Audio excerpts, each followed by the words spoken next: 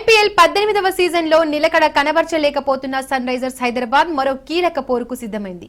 7 మ్యాచ్లు ఆడి 2 విజయాలు 5 పరాజయాలతో పాయింట్ల పట్టికలో 9వ స్థానంలో ఉన్న సన్ రైజర్స్ ఇవాళ మరోసారి ముంబై ఇండియన్స్ తో అమీతుమీ తేల్చుకోనుంది.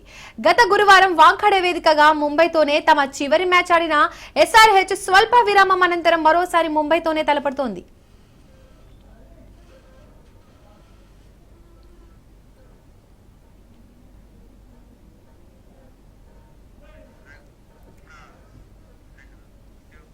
ఈ సీజన్ లో ఆడితే బ్రహ్మాండం లేదంటే శూన్యం అన్నట్లు సాగుతున్న హైదరాబాద్ ప్లే ఆఫ్స్ రేస్ లో నిలవాలంటే ఈ మ్యాచ్ లో గెలుపు తప్పనిసరి.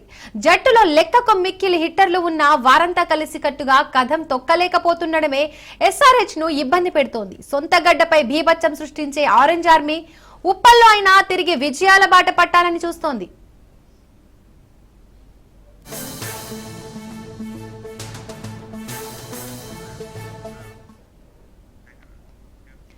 మరోవైపు గత 3 మ్యాచ్ల్లోనూ నెగ్గి ఫామ్ లోకి వచ్చిన ముంబై ఇండియన్స్ అదే జోరు కొనసాగిస్తూ పాయింట్ల పట్టికలోకి పైకి దూసుకెళ్లాలని భావిస్తోంది. తాజా సీజన్ లో ఆడిన తొలి 5 మ్యాచ్ల్లో కేవలం 1 విజయమే సాధించిన ముంబై ఇండియన్స్ ఆ తర్వాత గాడిన పడింది. స్టార్ పేయాస్ బ్రూమా వచ్చాక బౌలింగ్ మరింత రాటుదేలేలా గత మ్యాచ్ తో హిట్ మ్యాన్ రోహిత్ శర్మ లయ అందుకున్నాడు. ఈ నేపథ్యంలో ఉప్పల్లో సన్ రైజర్స్ పరుగుల ఉప్పెన సృష్టిస్తుందా లేక ముంబై గెలుపు జోరు కొనసాగుతుందా చూడాలి.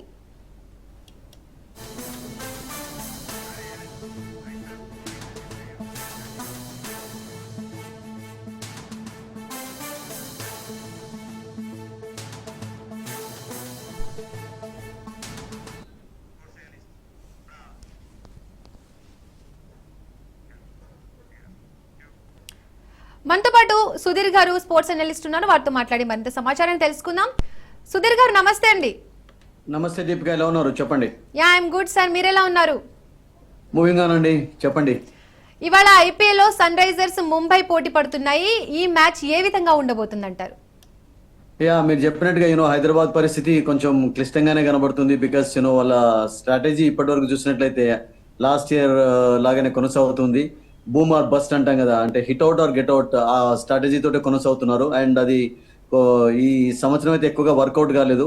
సో ఇప్పటి నుంచి నేను అనుకుంటాను ప్రతి మ్యాచ్ లో దాదాపుగా విక్టరీ అనేది మ్యాండేటరీగా మారిపోయింది సన్ రైజర్స్ హైదరాబాద్ కు. బికాస్ నెక్స్ట్ 7 మ్యాచెస్ లో కనీసం I think they have to win 6 matches ఇప్పుడు ఉన్నటువంటి సిచ్యువేషన్స్ లో. బికాస్ టాప్ టీమ్స్ కు ఆ ఛాన్స్ అయితే కనబడుతుంది. 4 టీమ్స్ నేను అనుకుంటాను 8 మినిమం విన్స్ సాధించేలాగా కనబడుతున్నాయి టాప్ లో వెళ్ళేవి. సో హైదరాబాద్ కూడా రేస్ లో ఉండాలంటే మినిమం నెక్స్ట్ 7 మ్యాచెస్ లో 6 I think it's very difficult task, Herculean task ahead of them.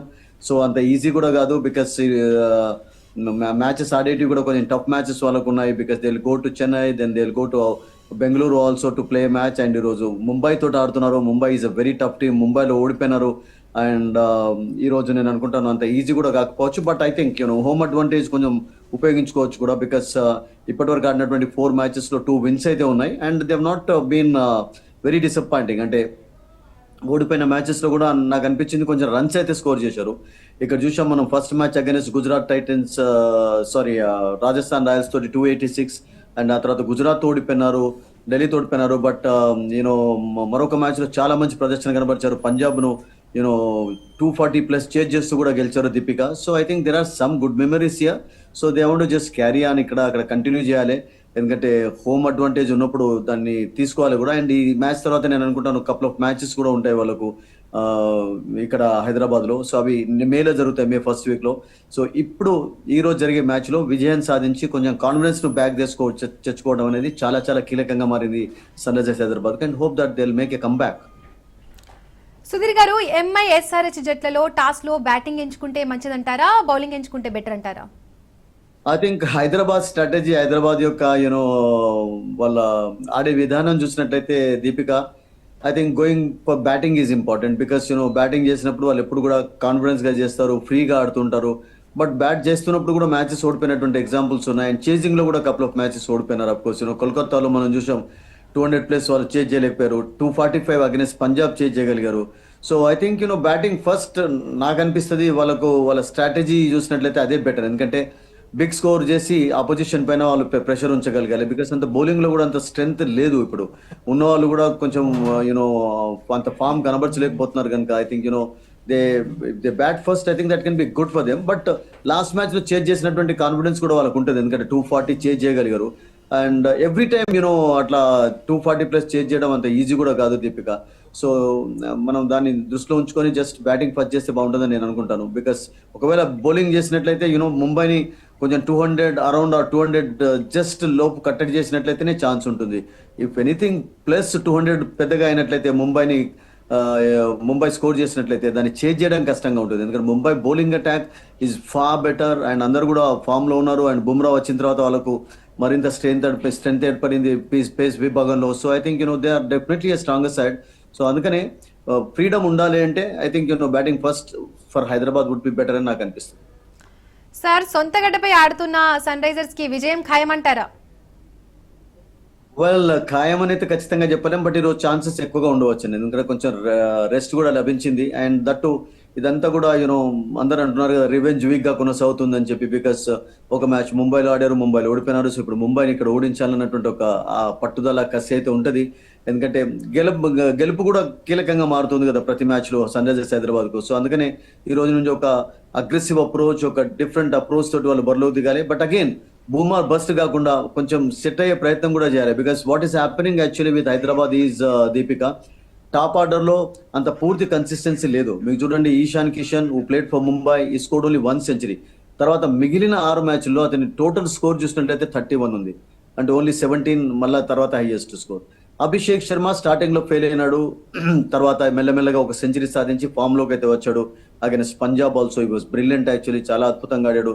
And Travis head of course మంచి కన్సిస్టెన్సీ కనబడుతున్నాడు. బట్ వాళ్ళకు నితీష్ కుమార్ రెడ్డి కూడా ఓవరాల్ గా ఇప్పటి వరకు సన్ రైజర్స్ హైదరాబాద్ కు Deepika I think 130 just plus runs score చేశారు.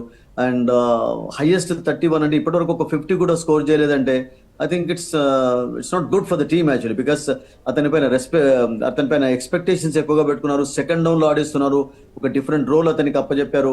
బట్ ఆ రోల్లో అతను పూర్తిగా సక్సెస్ సాధించినట్టుగా కనబడటలేదు మనకు, ఎందుకంటే ఒక 50 కూడా సాధించలేకపోయాడు.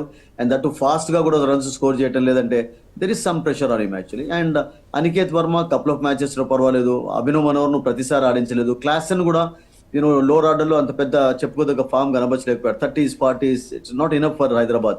నాకేమనిపిస్తుంది అంటే కొంచెం కాంబినేషన్స్ కూడా వాళ్ళకి వర్కౌట్ కావటం లేదు కనుక టాప్ ఆర్డర్ లో 3 లెఫ్ట్ హ్యాండెడ్స్ ఆడిన దానికంటే ఒక రైట్ హ్యాండెడ్ ఆడించడం అనేది చాలా ఇంపార్టెంట్ అవుతుంది. బికాస్ లాస్ట్ టైం వాళ్ళు ముంబైలో ఆడినప్పుడు దీపిక విల్ జాక్స్ లాంటి ఒక పార్ట్ టైం స్పిన్నర్ కూడా ఈశాన్ కిషన్ ఇబ్బంది పెట్టాడు, తర్వాత హెడ్ ని ఇబ్బంది పెట్టారు. వాళ్ళ 2 వికెట్లు కూడా తీసుకున్నారు.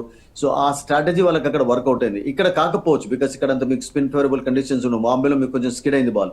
సో నేనేమనుకుంటానంటే అక్కడ కొంచెం ఆ టాప్ ఆర్డర్ లో ఏదైనా కాంబినేషన్ కొంచెం చేంజ్ చేసినట్లయితే that can work out for them. Because right left combination అనేది డెఫినెట్లీ బౌలర్స్ కి ఎప్పుడు కూడా కొంచెం ప్రాబ్లమ్స్ క్రియేట్ చేస్తూ ఉంటుంది కనుక I think they have to think twice about that Deepika today. చెప్పండి సుధీర్ గారు, తాజా సీజన్ లో మనం చూసుకుంటే 5 మ్యాచ్లలో ఒక్కసారి విజయం సాధించింది కదా, ఈసారి అయినా గెలుస్తుందంటారా? వెల్ యా, కొంచెం రియల్ గా మీరు అన్నట్టుగా దీపిక హోమ్ టీమ్ అసలు యాక్చువల్ గా హైదరాబాద్ లో మంచి పర్ఫార్మెన్స్ కనబరచలేకపోయారు. బట్ ఓవరాల్ గా అయితే అంత పెద్ద బ్యాడ్ బ్యాటింగ్ అయితే కనబరిచినట్టుగా కనబడలేదు. బికాస్ 4 మ్యాచెస్ ఆడితే 2 ఓడిపోయినారు, 2 గెలిచారు. అండ్ రన్స్ అయితే వస్తున్నాయి ఇక్కడ, బికాస్ ఒక మ్యాచ్ లో 286 స్కోర్ చేశారు, ఒక మ్యాచ్ లో 245. అండ్ ఓడిపోయిన మ్యాచెస్ లో 190+, 150+. ఐ థింక్ అంత బ్యాటింగ్ లో అంత టోటల్ ఫెయిల్యూర్ అయితే లేదు. బట్ ఓన్లీ ప్రాబ్లం ఏంటంటే కాంబినేషన్స్ వర్కౌట్ కాకపోవడం. And that only just couple of players రాణించడం అనేది కొంచెం ప్రెషర్ లో ఉంచుతుంది సన్ రైజర్స్ హైదరాబాద్ ను. అంటే కలిసికట్టుగా అందరు కూడా యునైటెడ్ గా మీకు ఎఫర్ట్ కనబడలేదు ఎక్కడ కూడా, because that is very important. And that అది కాకుండా బౌలింగ్ లో కూడా షమీ ఈ సంవత్సరం రియల్ గా చెప్పాలంటే 1 line లో is not been in great form అండి. అసలు యాక్చువల్గా డిసప్పాయింటింగ్ పర్ఫార్మెన్స్ కనబరిచాడు. బికాస్ అతన్ని చాలా డబ్బు పెట్టి కొనుక్కున్నారు. అండ్ భువనేశ్వర్ కుమార్ ను రిప్లేస్ చేస్తారని అందరూ అనుకుంటే ఈ సంవత్సరం కొంచెం నిరాశపరిచాడని చెప్పాలి. ఓన్లీ 1-2 మ్యాచెస్ లో ఈ వాజ్ వెరీ గుడ్ యాక్చువల్లీ. ఆ రిథమ్ మొమెంటం కనబడింది. బట్ అదర్వైజ్ అంత పెద్ద చెప్పుకోదగ్గ పర్ఫార్మెన్స్ కనబడింది. Harshal is good. అండ్ వాళ్ళకు ముఖ్యంగా స్పిన్ విభాగంలో కూడా మీరు చూడండి, స్పిన్నర్స్ ఐ థింక్ ఇప్పటి వరకు అఫ్కోర్స్ ఇప్పుడంటే చంపా లేడు, వెళ్ళిపోయినాడు ఇంజరీ కారణంగా. బట్ మీకు జీషాన్ అలీ ఆడినప్పుడు రాహుల్ చరణ్ ఆడించలేదు ఎక్కువగా, వాళ్ళు అతన్ని ఉపయోగించుకోలేదు ఎక్కువగా. సో ఓన్లీ 7 వికెట్స్ మాత్రమే తీసుకున్నారు. When you compare with other teams మీకు స్పిన్నర్స్ అందరు కూడా చాలా వికెట్స్ తీసుకుంటున్నారు. అండ్ మీకు ఓన్లీ ఇక్కడ సన్ రైజర్స్ హైదరాబాద్ మాత్రం ఎక్కువగా వికెట్స్ తీసుకోలేదు. అండ్ వాళ్ళు వికెట్లు కూడా పడగొట్టలేకపోతున్నారు. ఆపోజిషన్ ను పూర్తిగా ఆల్అౌట్ చేసినటువంటి సందర్భాలు కూడా తక్కువగా ఉన్నాయి. సో వాళ్ళు ఆల్అౌట్ అయినారు కాబట్టి కపుల్ ఆఫ్ అకేషన్స్ లో. సో అందుకని నేనేమనుకుంటానంటే బౌలింగ్ లో కూడా కొన్ని మార్పులు అవసరం. బికాస్ కమిన్స్ నేను అనుకుంటాను జస్ట్ ఇప్పుడే ఒక హాలిడే నుంచి వచ్చాడు అతను, and he should be fresh now. And he knows that from today onwards victory అనేది చాలా మ్యాండేటరీగా ఉంది కనుక కపుల్ ఆఫ్ చేంజెస్ కూడా అవసరం వాళ్ళకు, టాప్ ఆర్డర్ లో, లోవర్ ఆర్డర్ లో, అదే రకంగా బౌలింగ్ లో కూడా. అండ్ మలింగా వచ్చిన తర్వాత కొంచెం బలం ఏర్పడినట్టుగా అనిపిస్తుంది కానీ, బట్ మీకు నేనేమనుకుంటానంటే ఒక స్పిన్నర్ అవసరం. సో కమిందో మెండెస్ ఆడించినట్టయితే కొంచెం బ్యాటింగ్ లో బలం అయితే ఉంటుంది. ఎందుకంటే మీకు లోవర్ ఆర్డర్ కూడా ప్రతి వాళ్ళు కూడా ఫామ్ లో లేరు కనుక, అంటే చెప్పుకోదగ్గగా ఆడటం లేదు కనుక, ఐ థింక్ కమిందో మెండిస్ ఆడించడం కూడా it's not going to be bad idea. Only 2 matches అతను ఆడించారు, 1 match లో played well. So there have to be some changes in the team today. Combinations లో వాటర్లో వీటిలో కొన్ని చేంజెస్ ఉంటాయి. ఇప్పటి నుంచి కొంచెం నెక్స్ట్ 7 matches లో ఫైట్ చేసి ముందుకు వెళ్ళే ఛాన్స్ ఉంటుంది. Because if 1 more defeat just almost out of the tournament అయిపోతారు. సో ఈ రోజు నుంచి డెఫినెట్లీ డిఫీట్ అనేది మర్చిపోయి విక్టరీస్ కొరకే ప్రయత్నించాలి సన్ రైజర్స్ హైదరాబాద్. అప్పుడే ఏదైనా ఒక రే ఆఫ్ హోప్ ఉంటుంది వాళ్ళకు. దీపిక, సుధీర్ గారు, అది అలాగే ఎస్ఆర్ఎస్ జట్టులో ఏదైనా మార్పులు జరిగే అవకాశం ఉందా? ఎలాంటి మార్పులు జరిగే అవకాశం ఉంది? ఐ థింక్ మార్పులు ఒకవేళ కావాలంటే టాప్ ఆర్డర్ లో నేను అనుకుంటాను కాంబినేషన్ చేంజ్ చేయడం చాలా important. Because 3 left handeds don't fit in the top order. Because మీరు చూడండి పంజాబ్ తోటి దీపిక చేంజ్ చేస్తున్నప్పుడు 240+ వాళ్ళు చేంజ్ చేయడం క్లాస్ ను మీదికి తీసుకువచ్చారు. ఒకవేళ ఫర్ ఎగ్జాంపుల్ అదే పొజిషన్ లో ఈశాన్ కిషన్ వచ్చి అవుట్ అయి ఉన్నట్లయితే మళ్ళీ ప్రెషర్ ఉండేది. ఎందుకంటే రైట్ లెఫ్ట్ కాంబినేషన్ అనేది ఎప్పుడు కూడా బౌలర్స్ కు కొన్ని ప్రాబ్లమ్స్ ఇస్తూ ఉంటుంది. సో అందుకనే ఆ కాంబినేషన్స్ వర్కౌట్ కావడంలో కొంచెం కీలకంగా ఉండాలి, జాగ్రత్త తీసుకోవాలి. ఎందుకంటే మీకు నితీష్ కుమార్ రెడ్డి కూడా అంత పెద్ద సక్సెస్ సాధించలేదు. అండ్ ఈ సంవత్సరం surprisingly has not bowled 1 single ball actually. అంటే అతనికి ఇంజరీ ఉందా, బీసీసీఐ నుంచి ఇన్స్ట్రక్షన్స్ ఉన్నాయా, ఎందుకంటే ఇంగ్లాండ్ సిరీస్ కూడా ఉంది కనుక అతన్ని కొంచెం ఇంజరీ అగ్రవేట్ కాకుండా చూసుకుంటాడు. We don't know the reasons, but he hasn't been given even 1 over. సో అసలు ఒక ఆల్రౌండర్ గా కూడా అసలు యాక్చువల్గా ఉపయోగపడతాడు. And he played and as an allrounder. Last season లో ఆస్ట్రేలియా జరిగిన సిరీస్ లో కూడా వికెట్లు తీశాడు కొన్ని, తర్వాత రన్స్ అఫ్ కోర్స్ సెంచరీ కూడా సాధించాడు మెల్బర్న్ లో. బట్ ఆ ఫామ్ ఎక్కడికి పోయింది? టోటలీ అతని ఉన్నటువంటి ఇప్పుడు ఆ బాధ్యతను సరిగ్గా అతడు న్యాయం చేయలేకపోతున్నాడు అని చెప్పి నాకు అనిపిస్తుంది. బికాస్ సెకండ్ డౌన్ లో వచ్చిన ప్లేయర్ డెఫినెట్లీ లాస్ట్ వరకు ఉండాలి. అండ్ టాప్ లో వికెట్లు కోల్పోయినప్పుడు కొంచెం ఒక షీట్ యాంకర్ రోల్ ప్లే చేయాలి, బౌలర్స్ పైన ప్రెషర్ ఉంచాలి, రన్స్ స్కోర్ చేయాలి. But is not doing in that great manner. Deepika, Sudheer గారు, ఇవాళ రోహిత్ శర్మ బ్యాటింగ్ ఎలా ఉండబోతుంది అంటారు? ఒకటండి, అతడు ఫామ్ లోకి వచ్చాడంటే తను ఆపడం చాలా కష్టం Deepika. Everybody knows. Because last couple of matches లో మంచి ఫామ్ కనబడిచాడు. అండ్ లాస్ట్ మ్యాచ్ లో అయితే 76 నాట్అవుట్. దట్ వాస్ బ్రిలియంట్ అండి. యాక్చువల్లీ మంచి షాట్స్ ఆడాడు చెన్నై అగైనెస్ట్, అండ్ 6 బౌండరీస్. ఎక్కడ కూడా స్ట్రగుల్ అయినట్టుగా కనబడలేదు, ఎఫర్ట్లెస్ గా ఆడాడు. అండ్ పాత కాలం ఎలానైతే ఓల్డ్ రోహిత్ ఆట మనం చూసేదో అట్లా అనిపించింది ఆ మ్యాచ్ లోనైతే. That is the beauty of some great cricketers అండి. మనం ఎప్పుడు అంటుంటాం కదా వాళ్ళు ఫామ్ లో లేరు అంటుంటాం, కానీ బట్ సడన్ గా ఒక ఫెంటాస్టిక్ ఫ్యాబులస్ నాక్ తోటి వాళ్ళు ఫామ్ లోకి వస్తారు అండ్ అందరినీ సర్ప్రైజ్ చేస్తారు. And that happens with great cricketers, and that happens with Mumbai team ముఖ్యంగా. చూడండి వాళ్ళు స్టార్టింగ్ లో ఎంత తడబడ్డారు, అండ్ ఆ తర్వాత ఇప్పుడు 4 wins ఉన్నాయి 8 లో. So that means next 6 matches లో వాళ్ళకు 4 wins ఉంటే సరిపోతాయి, 2 ఓడిపోయినా కానీ. అంటే ట్రాక్ లోనైతే పడ్డారు వాళ్ళు మెల్లమెల్లగా. అండ్ దట్టు వాళ్ళ నెట్ రన్ రేట్ కూడా ప్లస్ లో ఉంది. అది ఎక్కడ డిప్ గాని ఇవ్వలేదు దీపిక. మీరు నెట్ రన్ రేట్ మీరు సన్ రైజర్స్ హైదరాబాద్ చూసినట్టయితే చెన్నై కూడా తీసుకురావడం చాలా ఇంపార్టెంట్. నిన్ను చూడండి లక్నో నిన్నటి వరకు చక్కగా ఆడినటువంటి లక్నో సడన్ గా ఓడిపోవడంతో వాళ్ళు మైనస్ లోకి వచ్చారు. సో నెక్స్ట్ విక్టరీస్ తోటి పాటు వాళ్ళకు కూడా నెట్ రన్ రేట్ కొంచెం ఇంప్రూవ్ చేసుకోవాలి. నెట్ రన్ రేట్ అనేది చాలా కీలకంగా మారుతుంది. ఎందుకంటే ఇప్పుడు 5 matches 5 teams ఫర్ ఎగ్జాంపుల్ లో 4th 5th టీం మధ్యలో ఏదైనా కాంపిటీషన్ ఉన్నప్పుడు అప్పుడు నెట్ రన్ రేట్ అనేది డెఫినెట్లీ ఉపయోగపడుతుంది, ఈక్వల్ విన్స్ ఉన్నట్లయితే. So they have to be very very cautious about that. And Sunrisers చాలా లోగా ఉంది, అండ్ ముంబై అది మెయింటైన్ చేసుకోగలిగారు. సో దానికి of course Rohit of course ఆడుతున్నప్పుడు బ్రహ్మాండంగా ఆడతాడు, సూర్యకుమార్ యాదవ్ కూడా చక్కగా ఆడారు. అంటే వాళ్ళ ఫినిషెస్ కొన్ని క్విక్ గా చేస్తున్నారు వాళ్ళు అసలు. సో దాంతో వాళ్ళ నెట్ రన్ రేట్ అయితే డిప్ కాలేదు. And Rohit form of course was good అండి, no doubt about it in the last match. అలాగే సుధీర్ గారు, అభిషేక్ వర్మ బ్యాటింగ్ కూడా ఎలా ఎక్స్పెక్ట్ చేయొచ్చు, ఎలా ఉండబోనుంది? Is a very good player. Because 2023 నుంచి మీరు చూసినట్లయితే ఐ థింక్ ఇప్పటి వరకు అయితే 2 years లో 6-7 centuries సాధించాడండి T20 matches లో. అంటే అతను అద్భుతంగా ఆడుతున్నాడు, డౌట్ లేదు. స్టార్టింగ్ లో ఆఫ్ కోర్స్ కొన్ని ఫెయిల్యూర్ చేసాం. ఫస్ట్ మ్యాచ్ లో ఆఫ్ కోర్స్ ఒక స్టార్ట్ చక్కగానే ఇచ్చాడు, కానీ తర్వాత కంటిన్యూ చేయలేకపోయాడు. అంటే పంజాబ్తో ఆడినంత వరకు అతను ఒక 6 కూడా సాధించలేదు ఫస్ట్ 4-5 మ్యాచెస్లో. కొంచెం స్ట్రగుల్ అయినాడు డెఫినెట్లీ. ఒక రన్అట్ కూడా చూసాం వైజాగ్లో, ఐ వాజ్ దేర్. యూనో అనవసరమైనటువంటి రన్అట్. ఆ తర్వాత ప్రెషర్లోకి రావడం చూసాం. టీం ఓడిపోయినారు వాళ్ళు ఢిల్లీ అగేనెస్ట్ అక్కడ. ఆ తర్వాత మళ్ళీ కోలుకోలేదు. కోల్కతాలో కూడా చేజ్ చేయలేకపోయారు. 200 చేజ్ 120కి ఆల్అౌట్ అయిపోయినారు. సో అప్పుడు కూడా Abhishek was not that much impressive. But Punjab తోటి మంచి ఫామ్ రాబట్టుకున్నాడు. అండ్ అంతకంటే ముందు కూడా సెంచరీ సాధించడం అనేది నేను అనుకుంటాను అంత ప్లస్ పాయింట్ అయిపోయింది. బికాస్ మీరు ఎప్పుడైతే రన్స్ స్కోర్ చేస్తుంటారో కాన్ఫిడెన్స్ పెరుగుతుంటుంది. So I think that's happened for him actually. And last couple of matches నుంచి కొంచెం మంచి రన్నే నడుస్తుంది అతనిది. Hope that he'll score runs today in Hyderabad because he loves Hyderabad conditions, he loves Hyderabad wicket because bat పైన చక్కగా వస్తుంది, బ్యాటింగ్ ఫేవరబుల్ కండిషన్స్ ఉంటాయి.